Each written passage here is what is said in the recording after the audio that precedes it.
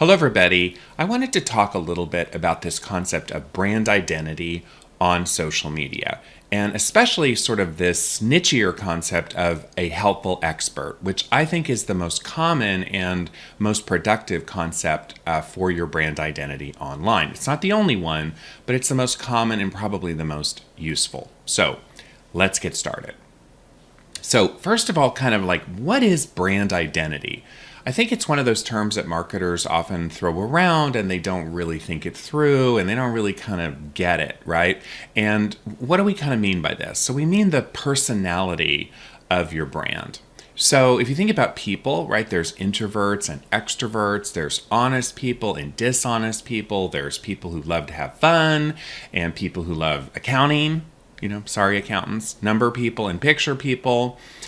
People who like to move or who help you move, and people who help you move bodies, So brands have identities. Now, it doesn't mean, we're not looking at like what the brand does. So like there's honest plumbers and there's dishonest plumbers. So your brand identity is not what you do.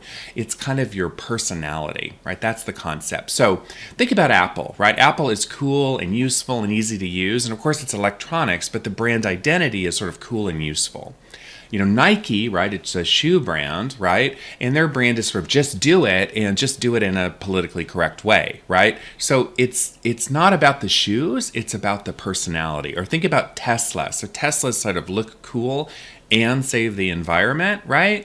Walmart is sort of cheap and low prices. Nordstrom is, high quality sort of foo-foo customer service. So each of those is kind of in different industries and produces different stuff, but they have a different personality, and that's their brand identity. And that's what you want to think about when you're thinking about your brand identity. It's not what you make, it's more your personality and your attributes.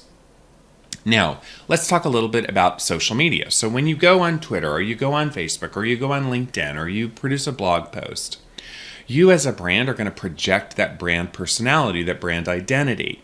So I have in the links, I have some examples. So for instance, if you look at Wendy's, which is a really interesting brand online, right? In the real world, it's just kind of, it's good quality, kind of mass market hamburgers, whatever, right? I love Wendy's, it's all good. Online, however, it's a sort of a snarky brand, right? It's a pokes fun, it's kind of edgy, it kind of criticizes, McDonald's and Burger King and all this sort of thing. So it's kind of an edgy personality is the brand identity online. Now, look at somebody like Roseanne Barr, right? Roseanne Barr has a similar edgy brand identity, and that worked really great until it didn't work really great. So there are a lot of risks involved in being really edgy as a brand identity, and I generally wouldn't recommend it for your brand. Now, compare that to Bank of America. Full disclosure, used to be a Bank of America customer. So Bank of America is a brand that's just kind of boring online, right? It's sort of useful. It's just a bank doing its job. There's just not a lot of imagination in the Bank of America brand. It is certainly not my favorite brand identity. It's just sort of a boring expert is what I would call that. Compare that to TED Talks. TED Talks are super smart, counterintuitive, sort of like the fun nerd brand is what TED Talks pulls off. So those are kind of weird brands to think about. Now let's look at REI. REI is one of my favorite brands to look at online, even though I'm not a customer, I'm not an outdoors person, not in that sense, but I really admire the way they do it. And they are what I call a helpful expert. So go look at like the REI Twitter feed, the REI Facebook pages, the REI YouTube channel, and what you'll see is kind of this helpful expert. So it's not snarky like Wendy's. It's not like weird and counterintuitive like TED Talks. It's not boring like Bank of America. REI is just sort of a helpful expert brand about camping and hiking and the outdoors. And of course, it's kind of fun and positive, but it's a really helpful expert. And I think that's the most useful brand identity for most brands. Most of us are experts in some domain. Plumbing, accounting, web design, choose your poison, right? Your business is an expert in something. That's why it's a business, right? Is you have some special knowledge.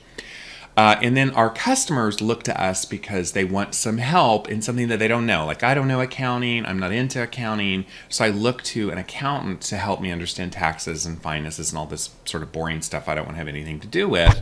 And I want to offload my accounting problems to them. So I want a helpful expert. I want a kind of a positive, fun accountant, and I want to go here's my accounting. So for most of our marketing online, we want to be helpful experts, and then I would probably put in this attribute of fun. We want to be fun and positive and like, hey, we love what we're doing. Otherwise, why would we be doing it?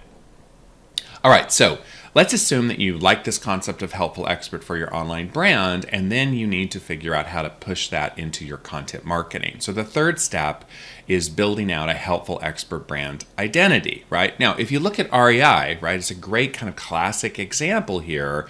Look at the kind of content that it produces and shares. So it shares its own content, like here's how to put a tent together, right? Or here's how to choose the best hiking shoes.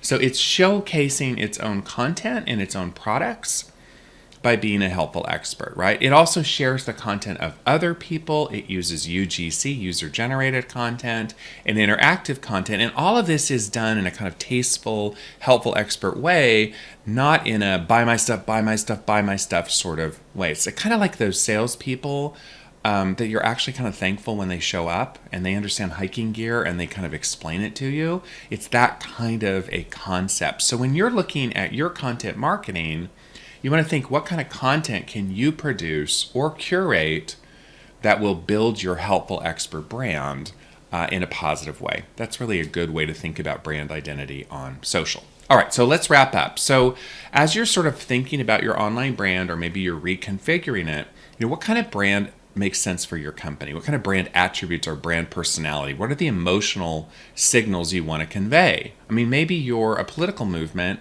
and you want to convey, crisis and act now and global warming is going to kill us all, right? That's a different kind of a brand than a brand identity that is a camping company. So you got to figure out what personality is going to fit for you. It may not be helpful expert, right? And then the second kind of related step is what kind of content is going to make the most sense. If you're Wendy's, right, then, you're snarky. That's your kind of identity you're going for. So edgy memes and make fun of competitors is sort of the right kind of content to build this brand identity of sort of a snarky, edgy brand, right?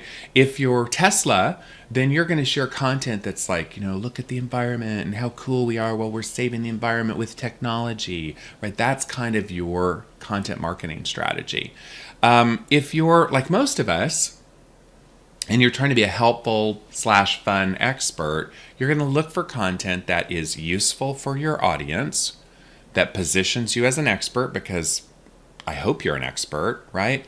And that's kind of fun and positive, that's going to sort of in a soft sell way share your brand. So that's a quick little diatribe about brand identity online, brand identity for social media, and sort of a final thought: don't be boring, Sorry, Bank of America. But when brands are boring online, nobody cares about you, nobody pays attention, and it doesn't work. So boring is like the worst thing to be online. So don't be boring. Thanks for watching.